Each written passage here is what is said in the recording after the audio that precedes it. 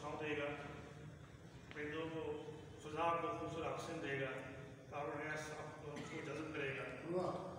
तो क्या वो जो दो होते हैं ज़ाहिरन तो बड़ी हकीर से हैं उस शख्स के लिए, लेकिन उसने जिस चीज़ की बुनियाद रखी है वो बड़ी है, बड़ी चीज़ है। सो इंसान का किरदार की सतह पे आप सब हीरो हैं। हमें अपनी कहानियों में कम अज़ कम अपनी कहानियों में तो हीरो होना चाहिए।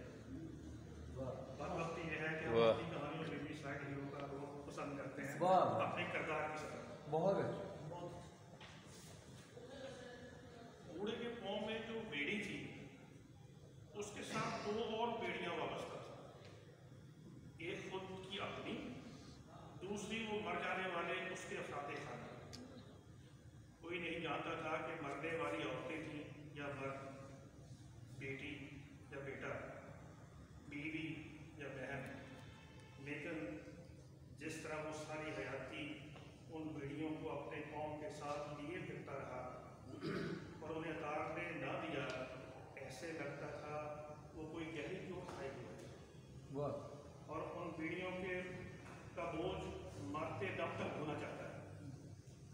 जैसा कि लोग समझते थे उसके लिए ये बेड़ियाँ बोझ नहीं थी, किसी के लिए भी मोहब्बत के रिश्ते बोझ नहीं होते।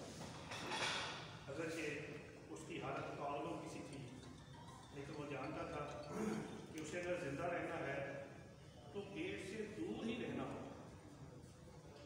अपने तजर्बे से उसका अक्सर करता नतीजा बिल्कुल उस बंदर के अक्सर नतीजे की तरह था। वो हर एक को यही बताता करता था कि गेट की तरफ मत जाना, क्योंकि उसकी बीवी और बेटा एक रोज़ इस सफ़र पर निकले थे और फिर वापस। लेकिन उस बात तो ये थी कि अब वो कैद और आज़ादी और गेट से परे की दुनिया को भूल चुका था। बस उससे अगर कुछ याद था तो वो था शाम का वो मंजर जिसे वो कभी नहीं भूल सकता था। वो बेटे को कैसे समझाता, जो आज़ादी जो खुद उसकी अपनी भी आस नहीं थी, तो वो भी तो वही जा रहा था, लेकिन अब वो जान चुका था कि आज़ादी कहीं भी नहीं थी, और अगर कोई आज़ाद था यहाँ तो उसके पाँव से बंधी वो दो बेड़ियाँ थी जिसके सिरे किसी के पाँव को जकड़े हुए नहीं थे।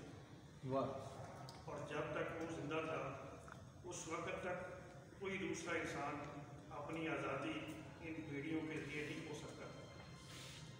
कभी ना जकड़े जाने वाले उन दो अफराद की आज़ादी की वो रखवाली कर रहा है। वो बस नहीं, वो बस दो है बाबा, उसके बेटे ने कहा था, लेकिन वो नहीं जानता था कि हाथी के बस एक मामूली सी जंजीर ही बनी होती है जिसका वो कहती है। वो कह कि उसने सारी उम्र भोगना होती है, उससे क्या फर्क पड़ता था कि खाना देने वाले आने वाले अफराद सिर्फ दो थे, लेकिन वो ना माना। उसकी माँ की आंखों में मौजूद चमक को देखकर बूढ़ा भी खामोश हो गया था। फैसला ये हुआ कि जिस वक्त वो रात का खाना लेकर आए उससे पहले ही वो गेट तक पहुंच जाएंगे, बाकी लोग उन दोनों को संभालेंगे और वो गेट और उस पर मौजूद अफराद पर टूट पड़ेंगे और उनकी आज़ादी दूसरे सभी कैदियों की आज़ादी थी, वो बाहर सुनकर ये बदल जा सकते थे।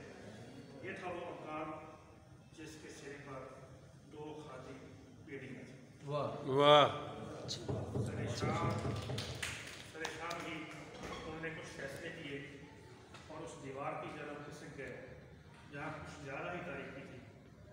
अचानक जाग उठने वाले दरिंदों की तरह जिनके सामने शिकार होता है, वो आहिस्ता